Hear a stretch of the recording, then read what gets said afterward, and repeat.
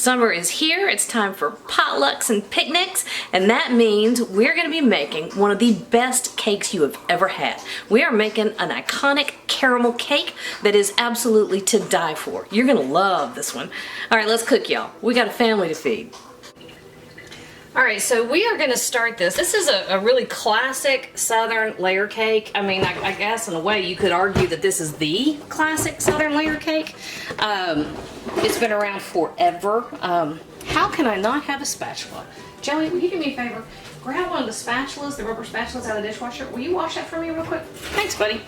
Joey heard I was making a caramel cake, and he's now like attached in an orbit like 3 feet. Right behind me, and if I move, he moves. So he's washing a spatula for me. All right, so we're gonna start this the way that a lot of cakes are started. Right here, I have, yep, a cup of butter and 2 cups of sugar. So we're gonna start this with the creaming method. Thanks, bud. You're welcome. And all that is 2 sticks of butter that I set on the counter and let them come to room temperature. Not completely room temperature. I mean, it's 90 degrees outside. We're in the South. It's summer. It's hot. But it is softened enough that my mixer is going to be able to cream the butter and sugar together really well. So I'm going to first, I know I preach this a lot, scrape down your bowl. What you really want is a truly homogeneous, really consistent mixture down here in your bowl. Wait a minute, let me see something. Nope, we're good. All right, so we're just gonna let this do its thing, right? Now, with the creaming method, you have the butter and sugar creamed together. Then you have your dry ingredients, which is the flour and a couple other things. And then you're also gonna have a liquid or a wet ingredient. So you'll cream together, then you'll add your dry and wet alternately, scraping down as you go. There are a million cakes that work exactly the same way. All right, hang on, I'm grabbing something real quick. Oh, here we go. Yeah, forgot my milk. All right, so while this is creaming over here, 2 3/4 cups of flour, and to that we are adding 2 teaspoons of baking powder, not baking soda, baking powder, half a teaspoon of table salt. The only reason I'm using table salt in this is because it dissolves really, really well. And I'm going to whisk these together. Joey, why don't you come over here and whisk those together? Stir small. You want as much of your ingredients in the bowl as possible. Thank you, bud. This kind of looks like sugar cookie dough. It's very similar. Sugar cookie dough starts exactly the same way. All right, so this is 8 ounces of sour cream in here. And to this 8 ounces of sour cream, I'm gonna add 1/4 of a cup of milk. And anytime you're baking, unless it says something else, milk is whole milk. It just is. So this is whole milk. That's the default. And to this sour cream and whole milk mixture right here, I'm adding 2 teaspoons of vanilla extract. Do you have that really well mixed together, bud? Almost. All right. I've got the next thing you can mix together for me if you want to. If you want to trade? Yeah. You can get just a spoon out of the drawer and stir this together for me. All right, so Joey mixed together our salt, baking powder, and flour, and I'm putting it over here. We're just setting that aside. Now he's mixing together our sour cream, milk, and vanilla, and I'm setting that aside. So now I'm going to come up here and I'm going to show you what we have. So we had a couple minutes, about 3.5, 4 minutes, based on the video timer, where our butter and sugar creamed together, and that's what this looks like right here, right? And it was thick enough that it came up right off the sides of the bowl pretty well on its own. But just in case, I'm gonna knock everything back down in there, because now we're gonna put the rest of the batter together. This kind of looks like yogurt. Looks a little bit like yogurt. That's the sour cream, son. Mm-hmm. Okay. So, next step. Oh, it's wanting to focus on the eggs. I want you to come over here and focus on this bowl. My camera gets weird where it focuses sometimes. Okay, next step. We're gonna add, Jojo, I'm gonna scoot back just a little bit. See if they can get a better view. Ah!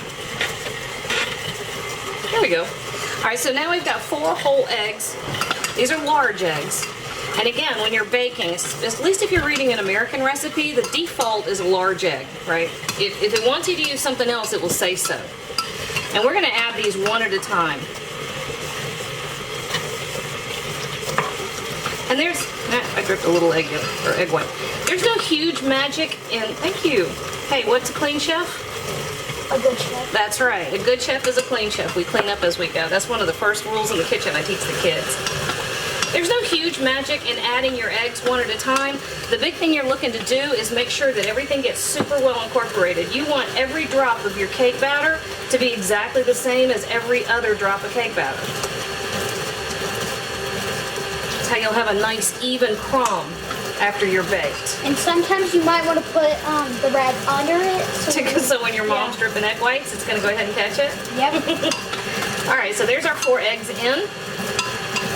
Let me What show you. consistency do you want this to be? Smooth? It doesn't have to be perfectly smooth. You've actually done a really well job. You know what that kind of mixture is called? It's called homogeneous. That means it's the same all the way through.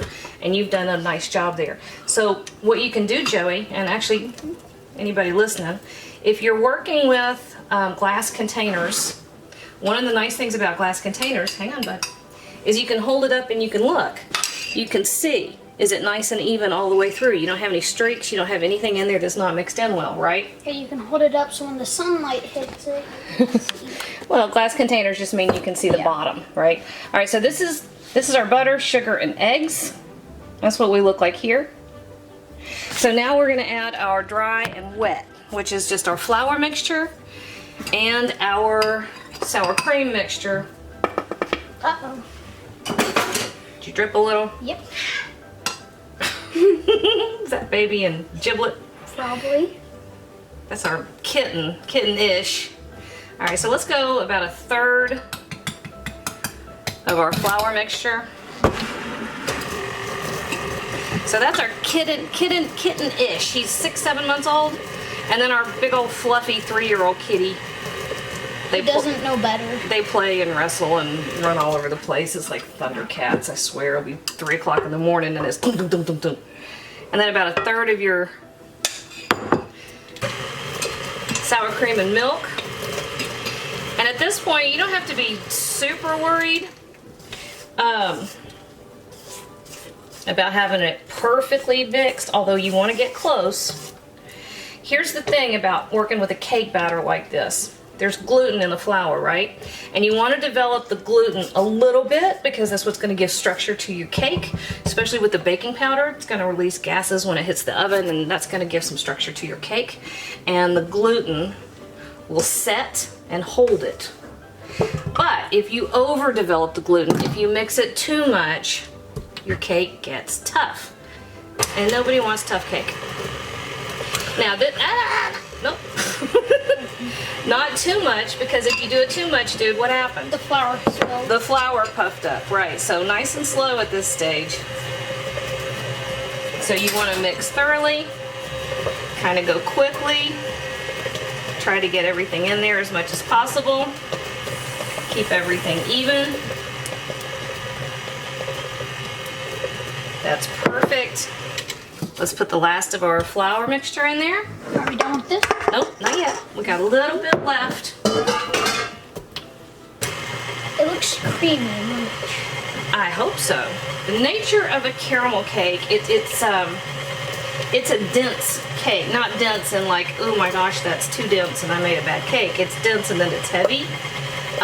It's got a heavier, tighter crumb, just like a pound cake. But which means you're also going to have a pretty thick batter.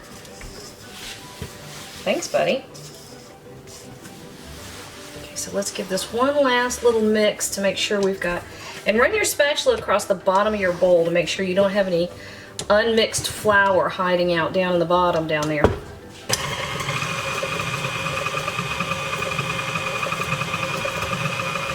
There we go, perfect. Everything well mixed, one perfect consistency throughout, but you don't want to keep going because you don't want to develop that gluten too much, which will give you a tough cake.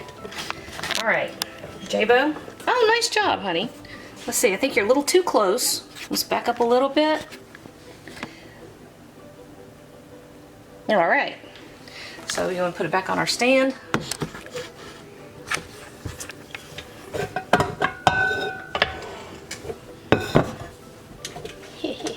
I thought that might keep you happy for a few minutes. All right. Cut off my sock. You dripped on your sock. You know what? They wash. All right, so 9-inch cake pans. Well, that's really good. That are buttered and floured. And if I can remember, I'm horrible at this, and I apologize, y'all. I'll try to link through to how to butter and flour cake pans for baking. And this is what I was talking about, having a thick cake batter. See? It's moving really slow. That's all right. You never want to overfill your baking pans because then, if they overfill, you'll never get it cooked all the way. You'll never get cooked all the way. You know the other thing that happens. It'll overfill and then spill all over your oven. That's right. How did you learn that? Nailed it.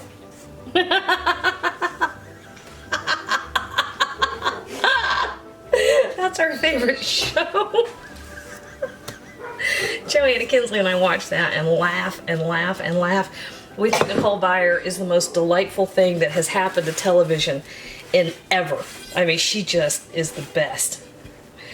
So if you really want something that's going to make you feel amazing, go watch Nailed It on Netflix. All 3 seasons. Nicole Byer, Jacques Torres, yes. But you got to admit, Nicole is why we watch. All right, yeah. And a little bit of Jacques. A little bit of Jacques, but mainly Nicole. Sorry. Yep. I love Jacques Torres. I really do. He's funny. But he's not Nicole. She's my new happy thing. So when you you have a bad day, watch Nailed It. Nicole Byer, she'll hook you right up. Okay, I have my oven preheated to 350 degrees. These are going to go in for right at 35 minutes or until a cake tester's inserted into the center comes out clean. I will show you what those look like. But these guys, this is our caramel cake base layers ready to go in the oven.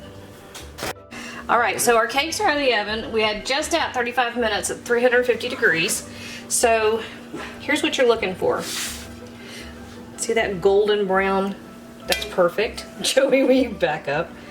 And if you insert a skewer into the center of the cake, it comes out perfectly clean, right? Now, ta-da! Now I have already assembled all the ingredients back here. Sugar, flour, butter, milk, vanilla, salt to make our caramel frosting. Here's the thing though, don't rush frosting your cake, okay? So we're gonna turn this out onto a wire rack and it's gonna sit there for at least an hour. And we're not even gonna start our frosting until these cakes are 100% cool. You getting a rack for me, buddy? Yes. Thank you. Thank you. So here's the deal. This is one of those rules. I talk about knowing what the rules are so you can break them. This isn't a rule you want to break. It'll just break your heart. So be patient, right? Give your cakes time to cool. Wait, dude, hang on. That looks good. That does look good. So bring them into the rack. Now, here's the thing. Give them a minute or two in the pans to cool. I often say up to 10 minutes. But longer than that and they'll sweat. You'll get steam will build up and you can get soggy cakes. Nobody wants a soggy bottom. Then they taste bad. Then the texture's off. Alright guys. It's gonna sit here, this is gonna cool. We're gonna torture Joey by not letting him have it yet. By not starting the frosting. Dude, I'm sorry, this takes a while. Alright, but once these cool down, I will be start back to making- show you how to make caramel frosting. It's the best. All right, so our cakes have almost completely cooled and it's time to start the frosting. Here we go. This is an old-fashioned cooked caramel frosting. So in this heavy-duty pot, all I have is 1/3 of a cup of sugar. I had to think about that for a minute. I forgot how much I had. And we're gonna turn this on medium-low heat and we're gonna let that caramelize. Can I help you? There's nothing to help with at this point. And honey, I'm gonna be dealing with boiling sugar, which is incredibly dangerous. And so at this point, I gotta say no. I love you, but I love you so much that I don't want you to get crosswise of burning sugar. That's the truth. Can I do my coloring back here? You can color back there, yes. Okay. Now in this pot, I have 2 cups of sugar. And to this, I'm going to add 2 tablespoons of plain old all-purpose flour. And I'm going to give this a stir. So we're just stirring this. There's not a whole lot to even see here, guys. So just stirring that. And I'm adding to this a cup of milk. 1 cup of whole milk. And this is going to come over on the other side, and this is also going to come up to temperature while our other pot of sugar caramelizes. All right, now this is what I just told Kinsley. This is going to involve boiling sugar. You can't do boiling sugar, baby. Sorry. Sorry, hon. There is no burn on the planet. It's like liquid napalm. You don't want to be involved with that. I know you want to help. You know what's funny is when the kids were little, I actually would put a line of tape on the floor. You remember that? What's the tape called? The zone, that's right. I had a line of tape on the floor and it marked where they could come, and there were times when they were not allowed in the zone. If Mama was in the zone, they couldn't be in the zone. It was because I was either frying something or I had boiling sugar or something else that was in that area that was, that was truly dangerous to them. And they were so little and there were so many of them. I honestly felt like my means of control was to simply have them physically stay far enough away to be safe. So anyway, we're back in the zone with this. All right, so all I'm doing here is we're gonna let this caramelize. And this is all I'm doing for the next few minutes, right? Not a whole lot to look at, but I'll come back and show you when there is something to see. Just wanted to show y'all something. So this is our first one where we have just the plain sugar in here. Can you see how it's starting to liquefy? And it's, Joey? It's starting to liquefy and it's going to get lumpy and weird. That's fine. We don't mind lumpy and weird at this point, okay? And then our other pot, we got this going on, which isn't a whole lot of anything but simmering. Also fine. Good to go. All right, so we went just another couple minutes. You see how we're doing here? See how it's turning caramel colored? That is perfect. You have a couple lumps, don't worry too much about it, okay? So you want to go until it's just about this color, and it will move fast, y'all. This is not something you can walk away from. So at this point, we're taking our other sugar mixture with the milk, and we're going to add that in here. Always add to the bigger pot, because this stuff will foam up a lot. Hey Kinsley, Yeah. come over here and grab the camera. I just want you to show them what's inside the pot, and I have to use both hands. I want them to see how it expands. I need to turn it around. That's fine, turn it around. So we're adding the milk mixture slowly to the caramelized mixture. You see how that gets bubbly and foamy and it expands? Don't get it too close, honey. I don't want that popping out of there and hitting you. Or the camera, but mainly you. All right, so everything's in here. And here's what we're gonna do. We're gonna cut the heat down just a little bit.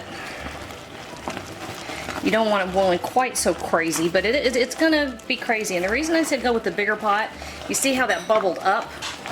Yes. Okay, that's a lot of volume. Now, It smells so good. it does smell good. We're gonna let that just sit here, and it's gonna cook until it reaches soft ball stage. Do you know what that means? No. I'm going to show you what that means. It means it's going to hit about 235 to 240 degrees Fahrenheit. And in the meantime, we don't touch it, okay? We're just going to let it sit here. I do have a thermometer. I can judge it exactly. But I'm still going to show you how to look at softball because it's fun and cool and I know how. Okay, here we go. 238, right? So let's unplug him. I'm turning the temperature off. This is what it looks like. Do you see the color? Now I've let that go. I haven't stirred it. I just let it, there we go. I let it sit there and do its own thing. Softball stage. Glass of cold water, right? I see you back there. Don't touch. This is gonna hurt if you get it on ya. That looks good. All right. So we drizzle in here,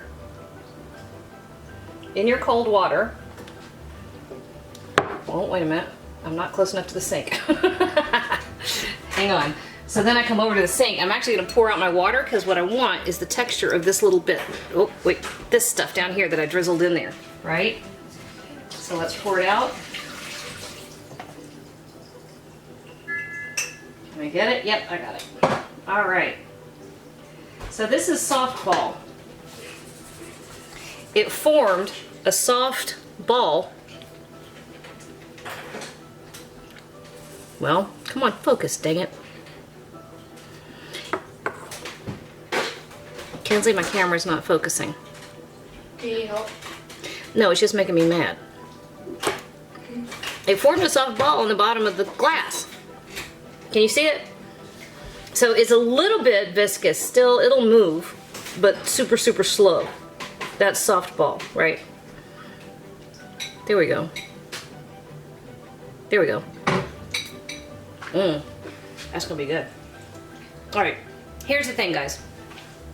238 degrees, and now we're gonna leave this alone. It's still sitting here on the stovetop, and we're gonna let it cool without stirring it, without touching it, without bumping it, without looking at it, until it comes down to 110 degrees. It's going to take it a while. It's in a cast iron pot. It's on a gas stove. It's going to take a few minutes to come down in temperature, but be patient. I promise it's worth it. So at least an hour, we're going to walk away and do something else. Okay? There we go. Alrighty, here we go. We have come down to 108 degrees. I can't tell you exactly how long it took because I got distracted. Imagine that. But I think it was right about an hour. All right, so let me turn this off. And we're going to transfer this right over here into our big old mixing bowl. Man, that is sticky.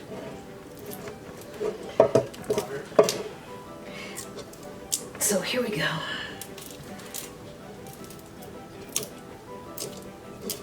It's super sticky. Hello. Hello. So you're on YouTube. Say hi. Hello, YouTube. Sean has a numb mouth. He just got back from the dentist. Very numb. Alright, so you want it to go to 110. Don't let it go farther than that because it's going to get too cold and you won't be able to get it out of the pot. Although I will say, if you've got kids that like to lick the pot, that's the prize, all-time prize, right there. Caramel. Alright, so here we go. We've got about a teaspoon and a half of kosher salt, right? Not table salt, kosher salt. Boom. Seems like a lot for a frosting, but imagine the whole salted caramel gig. Alright, so we also have about a teaspoon of vanilla extract. And just to make sure we're going decadent as we possibly can get, we're going to add butter. 3/4 of a cup of butter. Joey, how did you get the pot away from Sean? I went under his arms. It's mine now. Being smallest is not always a bad thing, huh? No, it is not. Alright, so a stick and a half, 3/4 of a cup of butter. And my butter sat on the counter almost too long. Whoop, boy, now I'm making messes.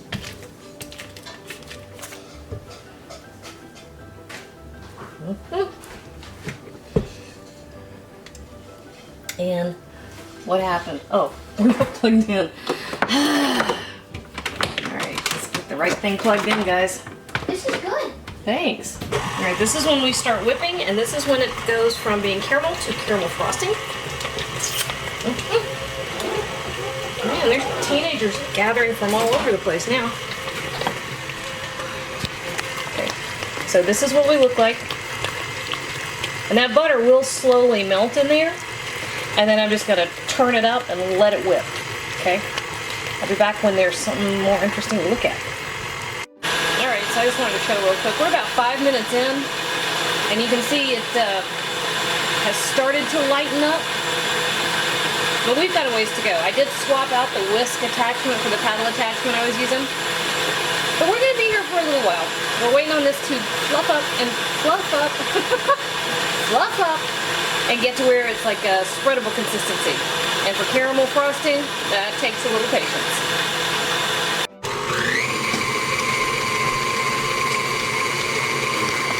All right, here we go, guys. We are right under 20 minutes. Can't sleep. And I almost forgot that I was supposed to be shooting a video and showing y'all what we were looking for. But we want our frosting to reach spreading consistency, which takes a while. The caramel has to come all the way down to room temperature.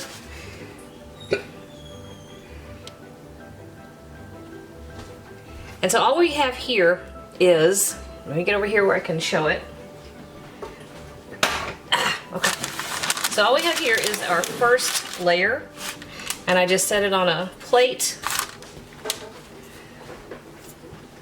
And I'm putting some filling inside the middle. Not too much. And then I'm just going to take the second layer. Whoop. What I should have done is put a dollop of frosting underneath this first cake layer. That would keep it from scooching around. All right, second layer.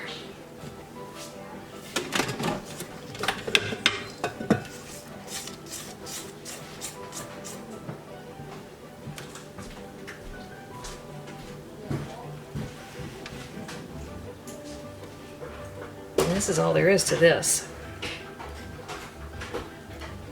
Caramel frosting can be a little cranky and tricky to work with. But will you please let them know I'm shooting? The big thing is to check your temperatures.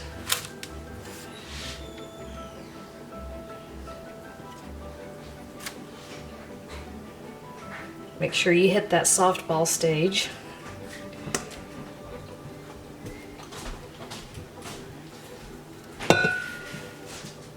I'm concentrating. I'm trying not to mess up my sides.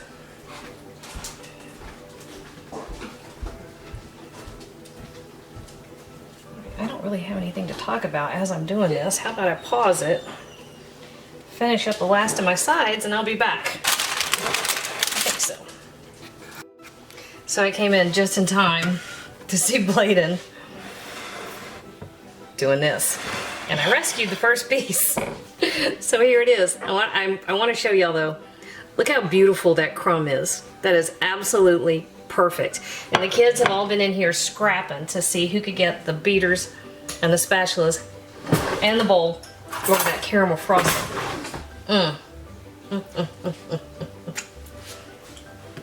Listen. Caramel cake is not something you just throw together on a whim, right? It takes a little bit of planning, it takes a little forethought, it takes a little bit of effort, but there is nothing like it.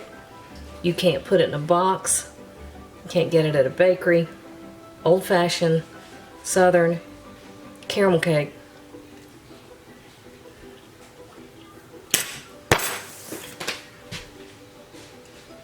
I don't even know what to say. Oh! Daggone.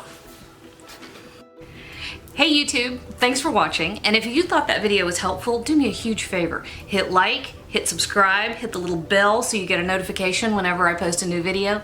And if you have a second, hop on over to Patreon and check out how to support my channel even more. Again, thanks for watching.